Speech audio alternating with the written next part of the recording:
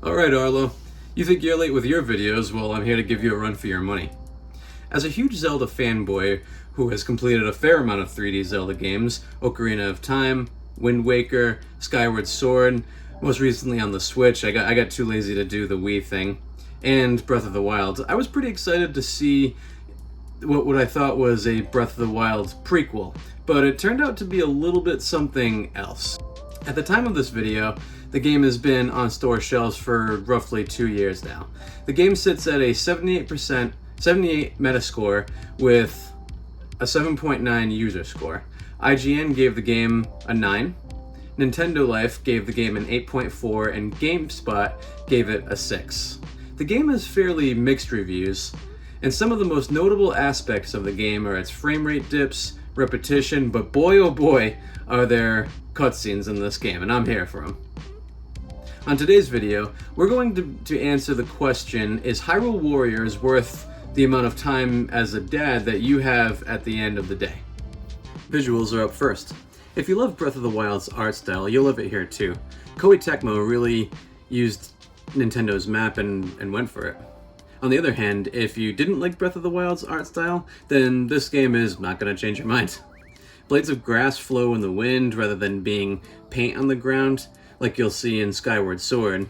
The color palette is vast and dynamic, and the animation style is one that I hope at least the next few Zelda games stick to. It's the blend of Wind Waker and Twilight Princess that was started by Skyward Sword and perfected by Breath of the Wild. A nice feature of Age of Calamity that it offers is the ability to view character artwork from the pause menu, as well as review all cutscenes that you have unlocked thus far. Whereas in Breath of the Wild I found myself Googling where a couple of the memories were, Age of Calamity gives you cutscenes very liberally. From someone who is very pro cutscene, as long as Metal Gear Solid 4, I welcomed the option for the cutscenes here, especially when I had to put the game down for long stretches at a time and lost my way in the story. Recapping by watching these cutscenes really helped me remember what was going on, and I'd love to see it. If you've seen any video review of this game, most people comment about the awful frame rate dips that happen in heavy amounts of action. Although these comments are true, I personally am a very patient gamer, and they didn't affect my playthrough enough to where it was game breaking, although it is something to note. They are not as notorious bugs as you might find in something like Fallout 76, but it might annoy you if you are a performance enthusiast. Sound is up next. In regards to music, there are 3 composers for this game, which I'll put up text on the bottom of the screen so I don't butcher their names. They all do a great job of capturing the feel of Breath of the Wild without making it feel like a copycat soundtrack. There are epic tracks throughout the battles, somber tracks preparing you for the impending doom that we are approaching in Breath of the Wild, and the soundtrack really adds to the epic scenes happening, especially at the game's ending. The game's soundtrack had me looking it up on streaming services, which, surprise, surprise, wasn't there. I looked on Apple Music, I looked on Spotify, but I did find a full playlist on YouTube, and it's definitely worth taking the listen to, especially if you have gamer headphones. A nice feature of this game is that you can pull up the music and the options menu and play it from there. Next up is story. One of the main selling points for a lot of people with this game is its story. That's at least what I bought it for. Personally, I'm not the biggest fan of the Warriors franchise. The last Hyrule Warriors was not convincing enough for me to buy, but Age of Calamity looked like it was the perfect setting for the context of Breath of the Wild. Although I won't give any major plot points, mild spoilers follow.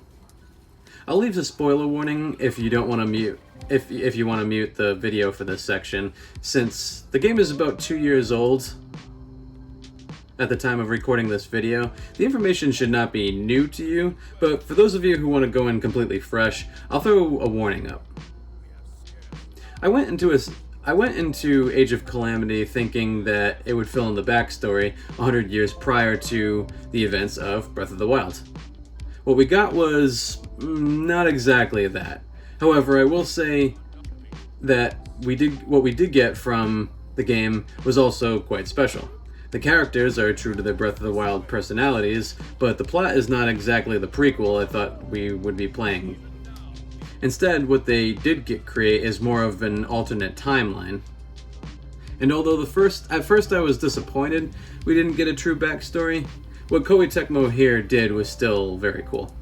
If you thought Breath of the Wild lacked story, Koei Tecmo does provide a lot of much desired story here. Whereas something I found annoying about Breath of the Wild's main villain, Ganon, technically was Ganon. To me, he was just a big monster that I had to fight at the end of the game, serving no purpose other than this just big evil monster that Zelda had to fight in the castle for 100 years. So, are Zelda and Link elves? Because I'm pretty sure that only elves live that long. Anyway, Koei Tecmo has given the villain in this game much more to do here than Ganon that we saw in Breath of the Wild. A point of contention I have in this game is this is the same for Breath of the Wild, and that is the fact that Link is silent. Are they afraid to destroy Link like they did with Samus and Metroid Other M? Not sure. But I will say that half committing to modernizing the characters like Zelda, Impa, Rivali, Daruk, Mipha, or Urbosa, and other characters that give their own voice, Link's silence has stood out for me for both Breath of the Wild and this game. Is he mute? Maybe show us a reason for that, why he can't talk. Without a voice, Link has somewhat of a personality, but he's definitely taken a little bit of a back seat like Mad Max did in Fury Road. Hopefully they do something with this in Breath of the Wild too. Next up is gameplay. The gameplay of Hyrule Warriors is split into main battles that drive the narrative, smaller battles that earn you items and XP, and some side activities that have you reading small little paragraph of narrative and press A to invest your inventory in exchange for the benefit of a smith, a barn, a training facility to buy characters higher skill level instead of having to grind. The side quests and smaller battles are very bite-sized. As you progress through the game, and if you are at the level the game recommends, you'll be able to accept the challenge. You might expect around 10 minutes to complete the battle, and more like 5 minutes if you're over the level that they recommend. These smaller battles are super repetitive and grindy, so this may be a good thing or a bad thing in your view. Personally, I enjoy grindy games because it allows me to just blast my way through an hour of gameplay, half paying attention to the game and half paying attention to Judge Judy with my wife. I was, however, ready to finish the story missions by the end of my time with the game. Also, however, I will be returning to see if I can 100% the game before I grab the DLC and review it. The main battles will take a little longer, and if you plan to play this on the toilet, I would avoid story battles like the plague. If you have 30 minutes to an hour to play, then you'll be golden. My dedicated night for gaming when I don't have a newborn is Friday nights. From 9 p.m. till about 1 or 2 in the morning, I am gaming nonstop. It's there I may try to bang out 1 to 2 main battles and several side battles if I am playing this on docked mode. One more thing to note here is that there's somewhat of a decent sized loading screen. It's not quite as bad as Lego City Undercover or Skyrim, but again, just something to note. Alright, so the verdict. So you are a dad with a family. Family should always come first, and by the end of the day, you have about an hour on weekdays, or less if you follow football like I do. Maybe a little bit of extra time on the weekends after mowing the lawn during the kids' nap, if you don't have family get-togethers to go to. Not only that, but you have rent, maybe you have mortgage, and you have other bills to pay. Groceries and gas are making our wallets lose weight maybe a little bit faster than the diet and exercise that I've been doing for the past few months. Or you are a student with exams to cram for, classes to attend, homework you'll never finish, and debt that is probably just alleviated, or at least a little bit, and you're feeling trapped but not totally imprisoned by what you owe Uncle Sam on your student loans. Or you are so far in demand that you are an actor or a musician working for the next Marvel movie or trying to drop a new hit single this coming Friday. And your project has you very strapped for time. But you have been gaming with Zelda, Solid Snake, and Master Chief since the 80s, 90s, and 2000s, and you will be missed if you didn't keep at least a little bit up with the video game industry. So let's consider three things: fun factor, price, and the time you'll need to get the most satisfaction out of the game. In considering fun factor overall, I will give it an 8.5. Thumbs up for me for the epic story that this game told, the soundtrack, and the gameplay structure.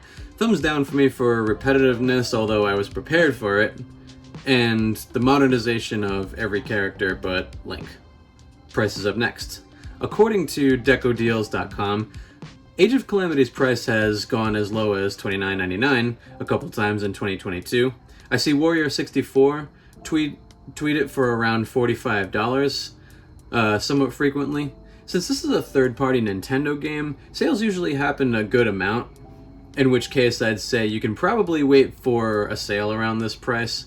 And I nearly always get my games on sale because I'm always busy playing other games. When it hits a price I'm comfortable with, then I secure the price and throw it in the backlog and write it down in my games to determine my next game in my play schedule. And finally, time. How much time will this game will require to get full enjoyment? HowToBeat.com estimates finishing the game's main story in 38.5 hours to do the main story, which, according to my Switch logs, it took me about that time to do, and with a map completion of about 55%. In real life, between hanging out with my wife, my son after work, social events on weekends, those 39 hours took me about over the course of 3 months of playing to actually finish. Some of that was played watching football with my family, some of the hours were docked, some of the hours were on the toilet, and I'd say the majority of the game was played in handheld mode.